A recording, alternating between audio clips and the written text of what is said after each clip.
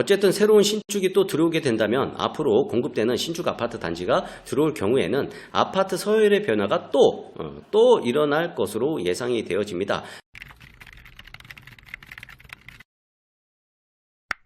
네, 안녕하십니까. 광주부동산 채널 박소장입니다. 네, 반갑습니다. 오늘 함께 살펴볼 내용은요. 광주부동산 격변한다. 격변이라는 단어는 뭔가 굉장히 급박하게 그리고 또 갑작스럽게 뭔가 크게 변화가 있을 때 격변한다 이렇게 표현을 하는데요.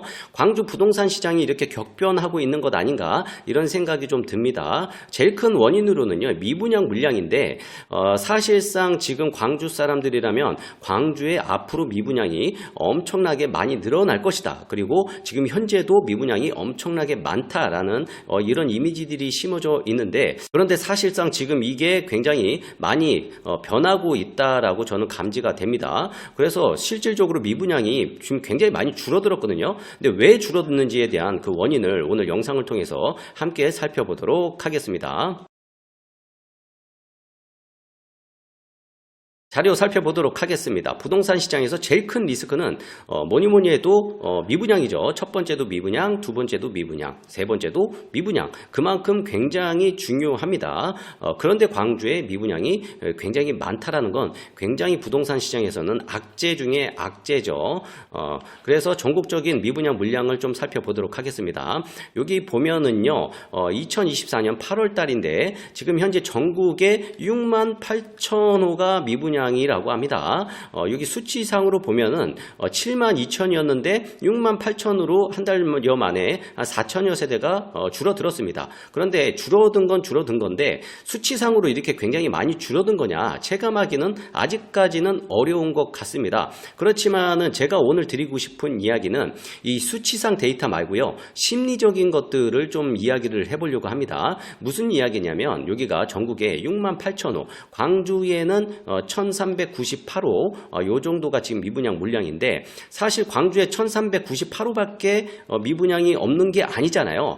이게 말 그대로 신고가 의무화가 된 게 아니기 때문에 아직 신고를 안 한 사업장들이 많은 거죠. 그러다 보니까 심리적으로는 이것 그 이상이라고 우리가 생각을 하잖아요. 그런데 신고된 것 말고 그 이상의 미분양 물량이 얼마큼 해소됐는가 오늘 중점적으로 이 이야기를 좀 해보려고 합니다.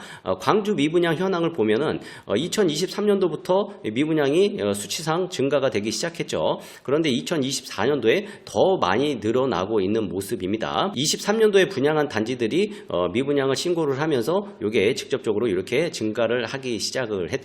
그래서 지금 현재 7월 달에 1370 이렇게 됐고 8월 달에 1398 이게 지금 광주 미분양 현황인데요. 문제는 2024년도죠. 2024년도에 엄청나게 분양을 많이 했잖아요. 그런데 그 아파트의 미분양 물량은 아직 수치화되지 않았다. 그렇기 때문에 중요한 거는 2024년도에 분양한 단지가 미분양이 얼마큼 해소됐는지 그리고 미분양이 줄어들고 있는데 왜 줄어든 건지 오늘 원인을 좀 살펴보려고 합니다.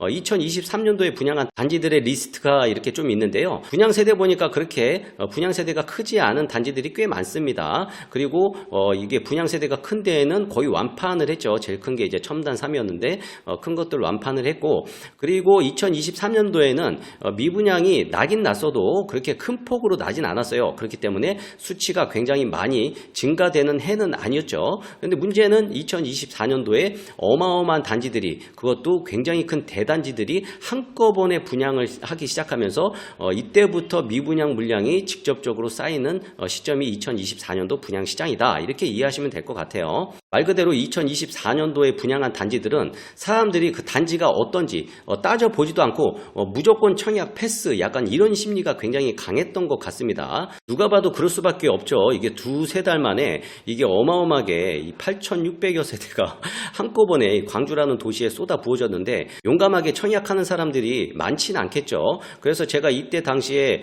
많이 했던 이야기가 어차피 청약 성적이 그렇게 좋진 않으니 괜히 청약 통장 말리지 마시고 나중에 미분양 됐을 때 선착순 동호수 지정할 때 그때 가서 자기가 원하는 동호수 선점해가지고 계약하시면 된다. 그래서 청약 통장을 아끼셔라 이런 이야기를 굉장히 많이 했죠. 그만큼 이 분양 시점이라는 게 이렇게 중요합니다. 어쨌든 시장에서는 2024년도에 분양한 단지들 대부분 이미지가 계약률 10%냐 20%냐 이렇게들 이야기를 하세요.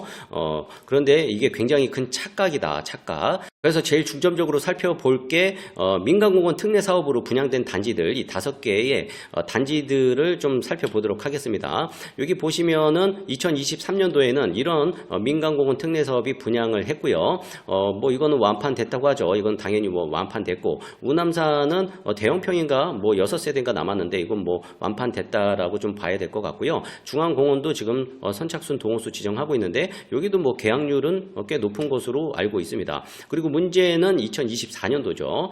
중해공원, 그리고 일곡공원, 송암공원, 봉산공원 이렇게 있는데요. 일단은 봉산공원 다들 아시겠지만 봉산공원이 완판을 했습니다.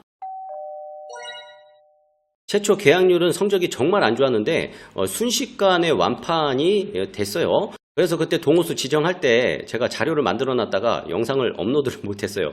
그때 제목이 봉산 제일풍경채 파크1 수요자들을 당긴다 라는 제목을 가지고 이렇게 영상을 만들었었는데 업로드는 못해 드렸습니다. 어쨌든 완판이 됐다. 그리고 제일 중요한 단지죠. 중앙호수공원 롯데 시그니처 2772세대 어마어마한 단지들인데 지금 시장에서는 롯데 시그니처가 계약률이 얼마냐 이런 거에 대해서 관심이 굉장히 뜨거운 것 같습니다. 그리고 이제 남은 게 있죠. 중해공원 1블럭이 남았고 수랑공원이 남았는데 중해공원 같은 경우에는 부지불식간에 이제 분양을 할 것 같지는 않고 요거 같은 경우에는 이제 전체가 다 분양으로 한다고 합니다. 그리고 일부가 여기도 임대가 이제 포함이 되어져 있는데 일부일 것 같고 어쨌든 분양 단지인데 분양 시점은 아직 딱 정해지진 않은 것 같습니다. 그리고 숭안공원도 요즘에 분양을 한다 이런 뉴스들이 있는데 요 두 개의 단지들은 나중에 분양을 하면 제가 다시 업로드 해드리도록 하고 어쨌든 방금 살펴보신 이 5개의 단지 중에서 계약률이 지금 굉장히 많이 줄어들고 있어요. 얼만큼 줄어들었는가에 대한 논평은 다음 영상 때 제가 좀 살펴보고요. 어쨌든 미분양이 줄고 있는데 원인이 뭐냐 원인이 제가 상담을 많이 받아보잖아요. 그래서 시장의 생각을 많이 들어보면 일단은 첫 번째가 얼죽신이에요. 얼죽신. 얼어 죽어도 신축, 얼어 죽어도 신축. 그런데 광주에서 그냥 신축이면 안 된다. 신축 중에서도 더 좋은 신축이어야 된다라는 수요가 굉장히 많은 것을 느낍니다.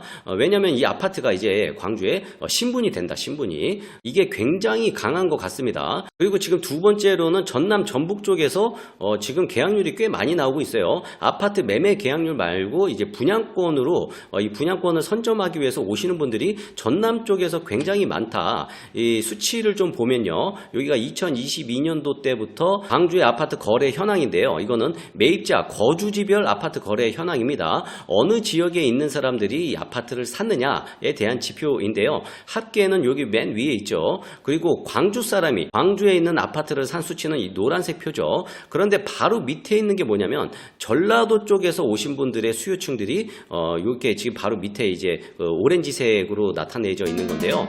광주 안에서 광주 사람이 산 수치하고 그렇게 큰 차이가 나지 않습니다. 광주에서 이렇게 수요가 늘면은 이 전라도 쪽에서도 수요가 바로바로 이렇게 예민하게 반응을 하고 있는 그런 모습인 것 같습니다.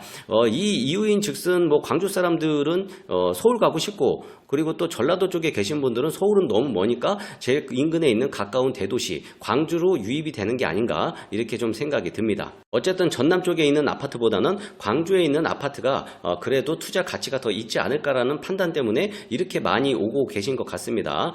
그리고 실제로 제가 중앙공원의 롯데캐슬에 지금 출퇴근 모델하우스에 출퇴근을 하고 있는데 전남도 쪽에서 오신 분들이 계약을 종종 이렇게 하고 가시는 거를 제가 실제로 목도를 좀 많이 했어요. 어쨌든 전라도 내에서 많이 접근을 하고 있다. 그리고 기타는 이제 서울 빼고 광주 빼고 전라도 빼고 나머지 지역에서 이렇게 오고 있는데 최근에 제가 얘기를 듣는 게 대구 쪽에서 좀 많이 진입을 하시는 것 같아요. 예전보다는 부동산 대표님들이 그런 이야기들을 요즘에 좀 많이 하시는 것 같습니다. 어쨌든 최근에 거래된 게 전라도 쪽에서 많이 유입이 되고 있다. 그렇기 때문에 미분양이 많이 털렸다. 한 가지 원인이 이거고요. 그리고 두 번째로는 어쨌든 결국에는 이 얼죽신인데 제가 얼마 전에 올려드렸죠. 이전 가격은 잊어라. 새로운 광주 대장 아파트는 이런 영상을 올려드렸었죠. 그래서 2024년도 실거래 가격 기준으로 이런 아파트들이 84 타입 기준으로 제일 비싼 아파트더라. 이렇게 하면서 제가 영상을 올려드렸었죠. 그런데 예전하고 다른 게 있죠. 최근에 신축한 신축 단지들이 이 서열에 들어와 있는 모습입니다. 확실한 거는 예전의 서열하고 바뀐 거죠. 왜요? 신축 아파트가 들어왔는데 예전에 있는 아파트들보다 더 좋은 아파트라고 시장에서 평가를 하기 때문에, 그렇기 때문에 가격도 싸지 않은 거죠. 그래서 새로운 서열의 아파트 단지들이 들어왔다. 그런데 2026년도, 2027년도에 또 아파트들이 또 많이 들어오잖아요. 그렇다면 이 서열이 또 한 번 뒤집힐 가능성이 굉장히 크다라는 겁니다. 어떤 분들은 뭐 기축 아파트도 가성비 좋은 아파트들 굉장히 많다 이렇게 생각하시고 그쪽으로 내 집 마련을 하신 분들도 좀 있으실 것 같은데, 제가 생각하기에는 그래도 신축 쪽으로, 그리고 신축 중에서도 더 좋은 신축으로 옮기는 게 맞지 않냐.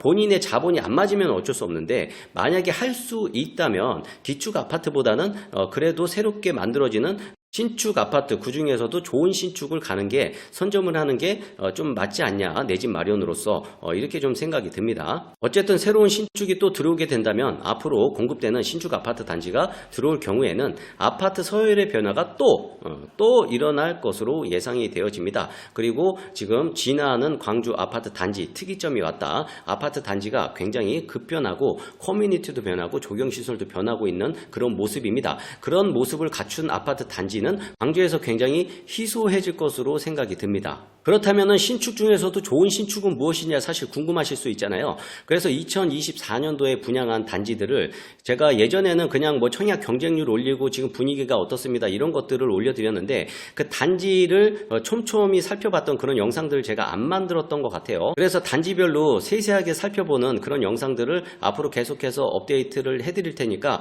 참고해서 좀 보시면 좋을 것 같습니다. 그리고 중요한 거, 궁금한 거, 미분양 줄었는데 얼마나 줄었나 이거 궁금하잖아요. 요거는 제가 다음 영상에 올려드리도록 하겠습니다. 오늘 자료는 여기까지 준비했습니다. 저는 이만 여기서 물러나 보도록 하겠습니다. 지금까지 광주 부동산 채널의 박소장이었습니다.